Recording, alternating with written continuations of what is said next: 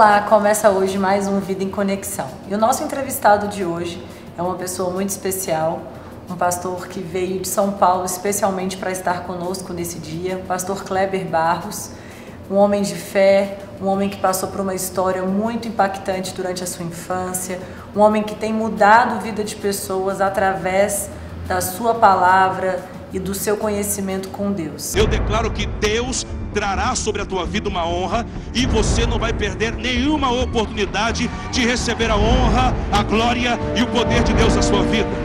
Ovelha nunca verá a glória, ovelha só terá presença para que a sua necessidade momentânea possa ser suprida. Eu declaro que não faltará glória na tua vida se você se colocar como um cordeiro que sempre sabe que está pronto para o altar, para ser sacrificado, para que uma nação possa viver através da sua adoração.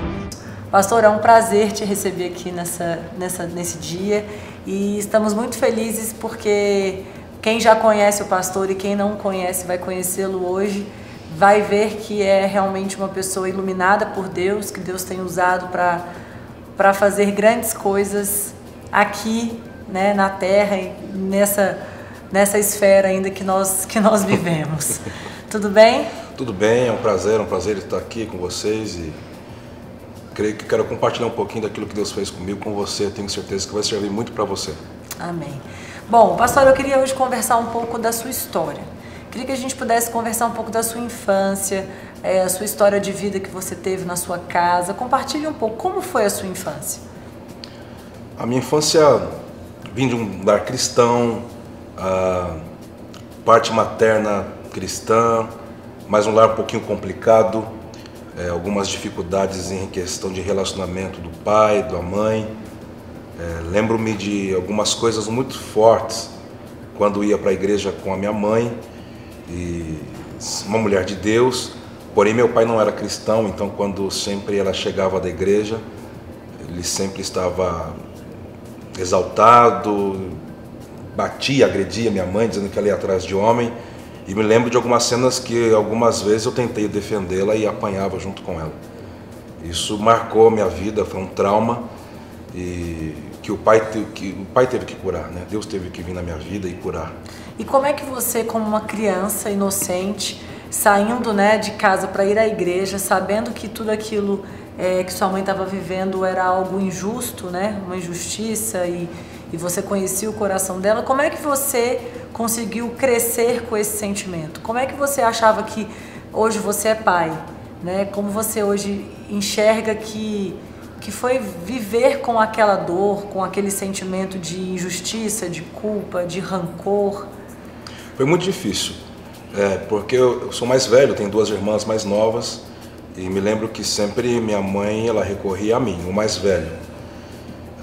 Sei que foi aliviar um pouquinho quando meu pai saiu de casa, foi morar só, mas me sentia então o peso ou a responsabilidade muito novo de deixar de ser criança para assumir a responsabilidade da família. Isso para mim foi um peso por muito tempo.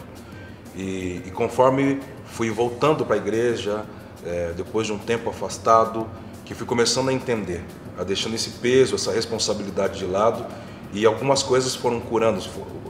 Aquilo que estava desorganizado dentro de mim foi criando ordem, foi tomando ordem, né? E foi muito difícil, foi um desafio, mas eu consegui. Pastor, como é que foi para você enfrentar seu pai? Você já me contou que você teve uma cena que te marcou muito, né? Uma situação muito forte na sua vida, onde você enfrentou seu pai aos 9 anos. Como foi para vocês? Me lembro que depois de várias cenas de delegacia, me lembro de ir correndo de madrugada para ligar para a polícia, minha mãe sendo agredida por ele. Eu lembro que com os 9 anos de idade, um dia eu vi ele para cima da minha mãe. Eu lembro que eu passei a mão numa faca e disse para ele assim: a partir de hoje nunca mais você toca na minha mãe. Se você tocar nela eu mato você. Sempre que foi essa expressão. Eu lembro que depois dessa cena alguma coisa mudou entre eu, meu pai, a minha mãe, né? E foi quando ele decidiu se afastar, ir embora de casa. Foi algo muito forte que por muito tempo ficou essa cena muito forte dentro de mim. E como é que foi para você passar por uma situação tão forte aos 9 anos, né? Uma criança ainda, assumindo uma responsabilidade de defesa pela mãe, e logo depois ele saiu de casa, você ficou morando com a sua mãe. E hoje, como é o seu relacionamento com ele? Como foi essa reconexão que vocês acabaram fazendo ao longo do tempo? Isso foi com o tempo. Depois nós voltamos a morar juntos, eu fui me chegando mais perto, né? Houve um concerto, assim, houve um dia que depois de alguns anos, Deus falou muito comigo em uma ministração, e procurei ele, conversamos, choramos juntos. Mas partiu de você a questão do perdão, né? Partiu de mim, eu tive que ter a decisão, a atitude de ir até ele. Porque isso acontece assim, eu gosto muito de tentar trazer um pouco a realidade da vida das pessoas. Você que está nos assistindo agora deve já ter passado por alguma situação, muitas vezes onde nós nos sentimos rejeitados ou abandonados, enfim. E a gente muitas vezes se sente inocente da situação, né? E a gente se pergunta, mas por que eu tenho que ir lá? Mas por que eu tenho que tomar a atitude de perdoar?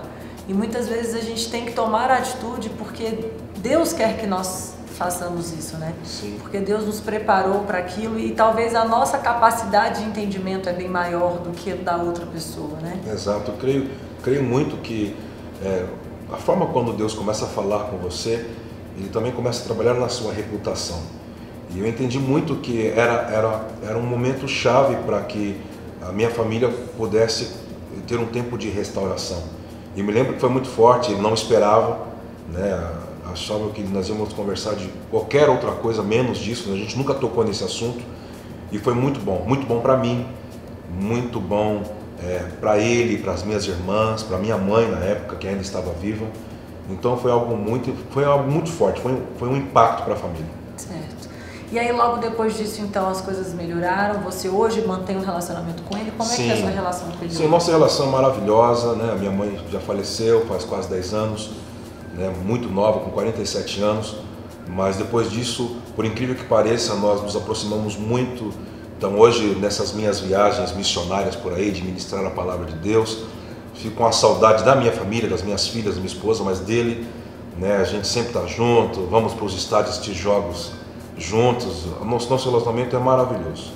E você agora está falando sobre assistir jogos. Vocês não sei se todos conhecem, mas vocês também não vão acreditar, o pastor já foi jogador de futebol. E isso já foi parte da profissão dele, né? Você jogou futebol como profissão.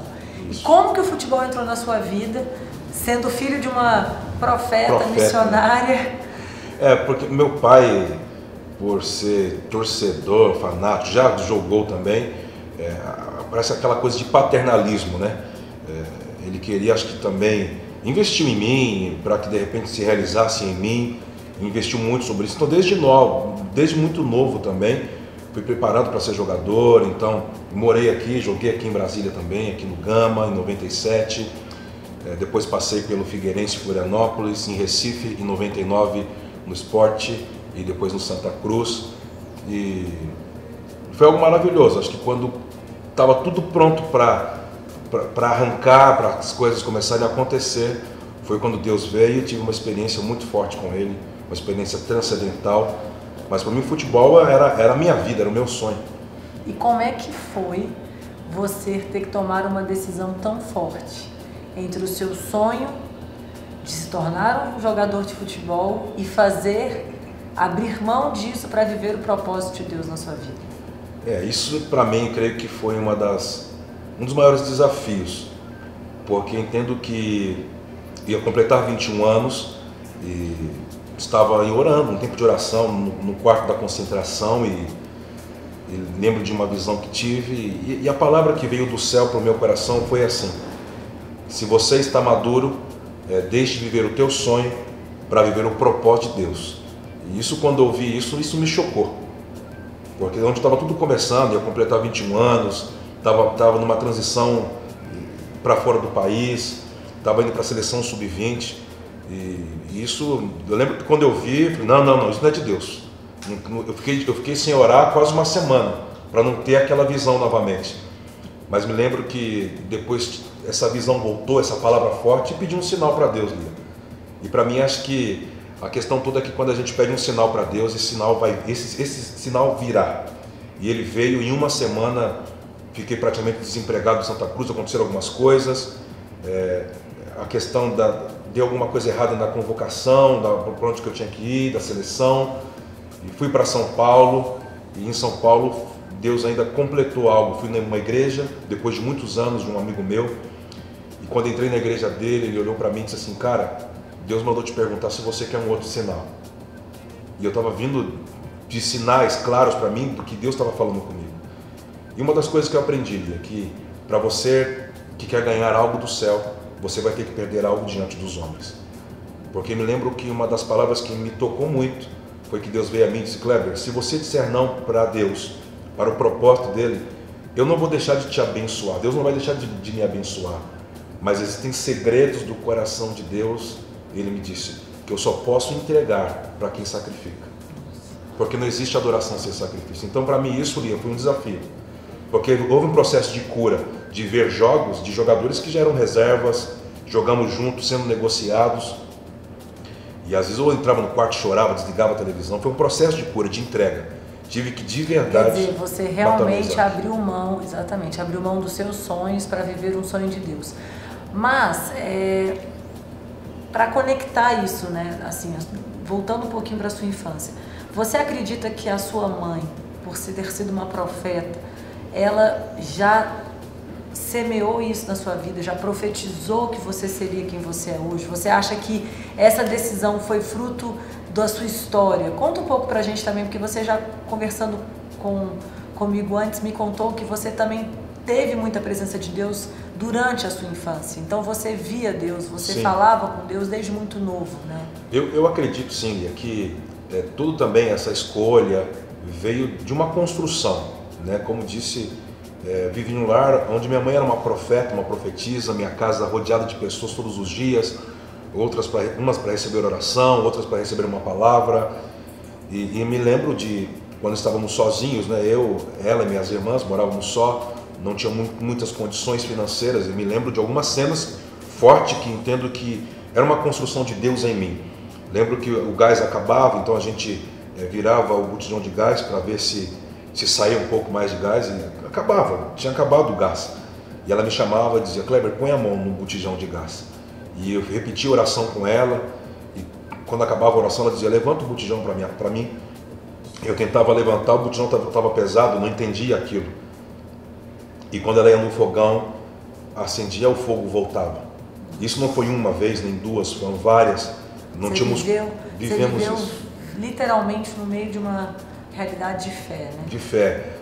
Não tinha compra, não tinha dinheiro para pagar aluguel. Éramos pobres e eu passava algumas madrugadas orando com ela.